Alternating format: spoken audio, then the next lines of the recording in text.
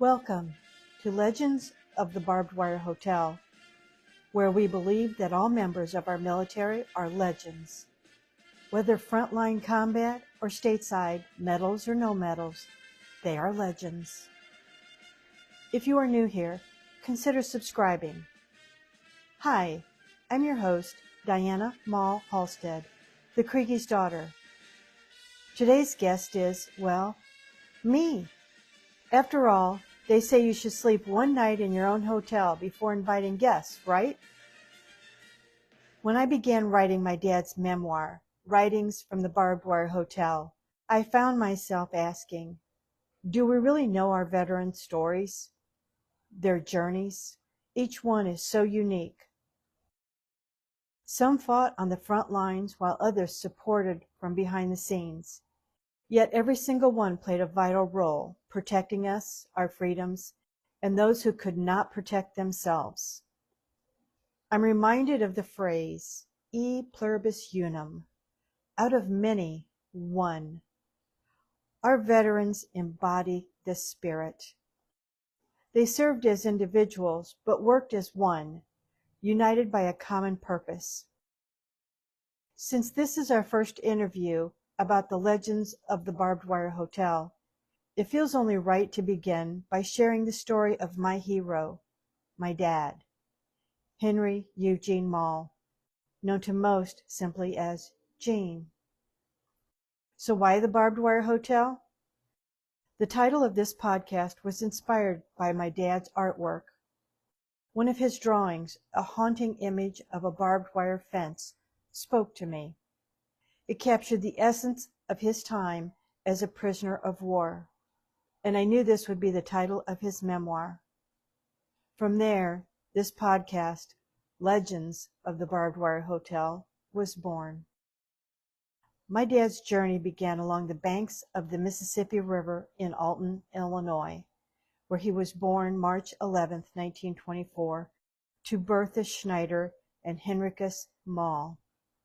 He and his two younger sisters, Virginia Lee and Mary Jane, grew up in a nice home at 710 Franklin Avenue and later 1408 Liberty. Life was simple, filled with family and friends, but everything changed when the world went to war. I give many thanks to my cousins who helped me more understand our grandparents and my dad's life before he enlisted in the Air Force.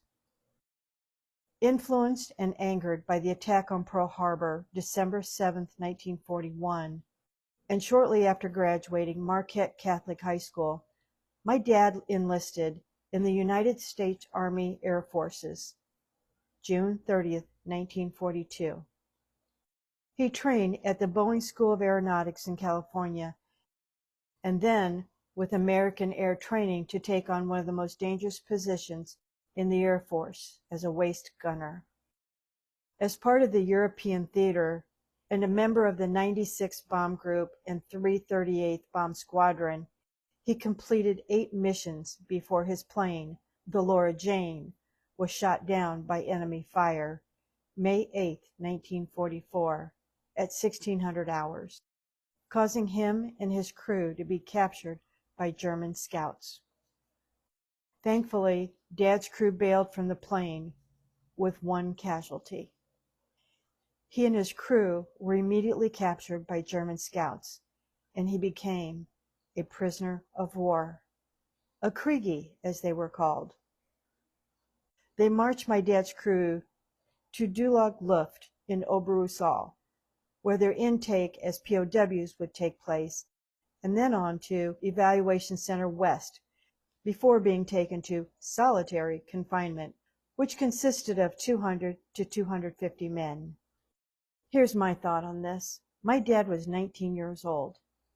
Even the pilots were no older than 20, 21, or 22. At the most, they were 25. Can you imagine what was going through these young men's minds throughout this process? It was no walk in the park. It wasn't like going to prison in the United States. Well, that's no walk in the park either, but at least it's in the United States and not run by Hitler. I cannot imagine what his mom and dad, my grandparents went through when they were told their son was missing in action, later being told he was a prisoner of war.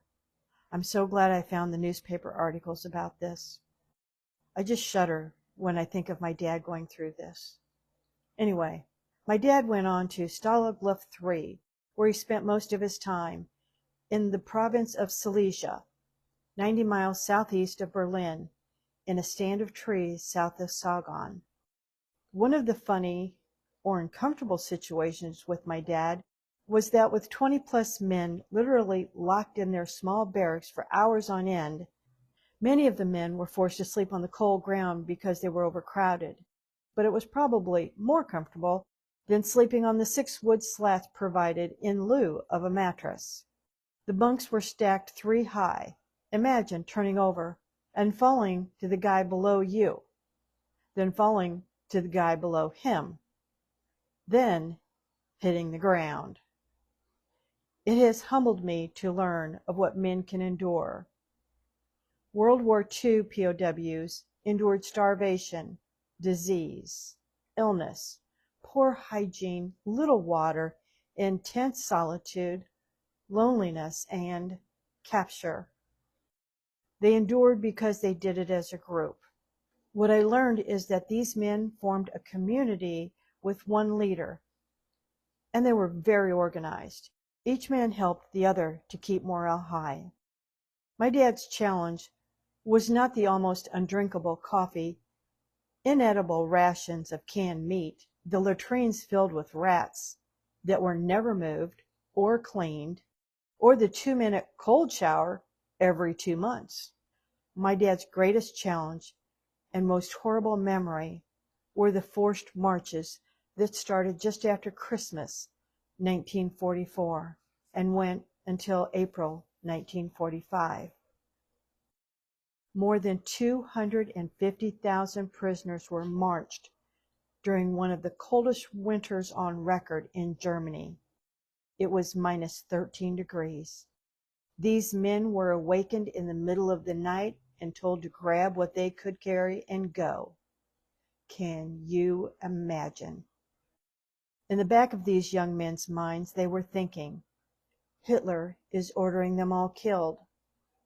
They were now on a march for their lives. They walked for hours and hours and hours. They walked through fields and on roads, all going nowhere. One of the walks went in circles, was from Kiefheide to Nuremberg. I still have my dad's notes for that march. After 12 or more hours, they were allowed to rest in a field for about an hour, and then they marched some more. The prisoners and the guards were ill-equipped for this kind of walk in frigid temperatures.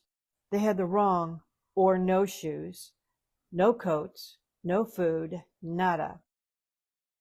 Men kept dropping, dying as they walked, and many guards died too. The other POWs could do nothing about their fallen comrades, but keep marching. One of my dad's crewmates, William Lloyd, died during the last march, just a couple weeks before liberation, May 12, 1945. Most Americans or family back home had no idea what their family or loved ones were experiencing as POWs. I only learned from what my dad wrote on the backs of flattened packs of cigarettes how out of touch loved ones were about POWs. Get this.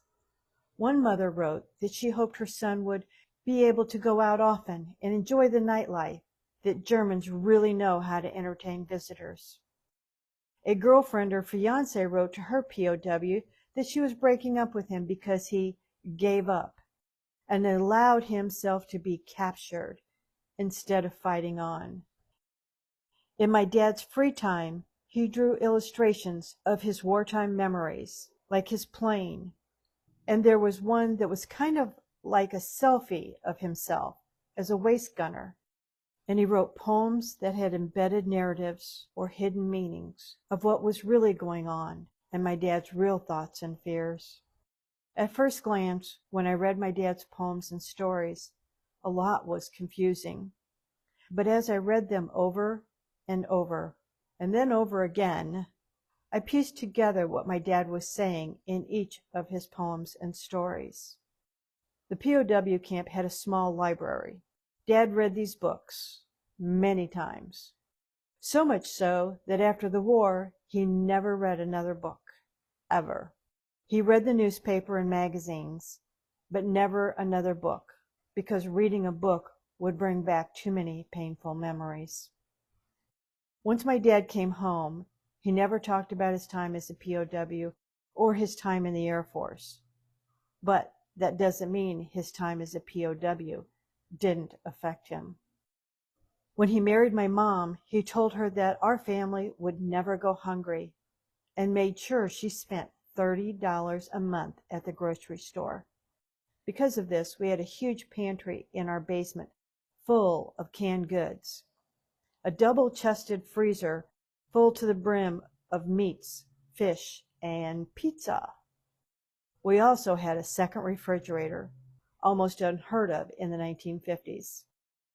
One way I know my dad's military service influenced his later life is that I remember one time when I was in about the 3rd grade during one of my sisters and my argument, we were girls, that my dad said that he was glad he had girls so they would never have to go to war. My sisters and I grew up in a nice home, like my dad did, but on Pearl Street in Alton. Coincidentally, my parents moved back to Liberty Street in 1972 to 1501 Liberty, a home that my dad had always admired when he was younger and lived on Liberty after the war with his parents. After the war, Dad had a couple of hobbies and one passion. My dad enjoyed woodworking, remodeling our home, and his tool room.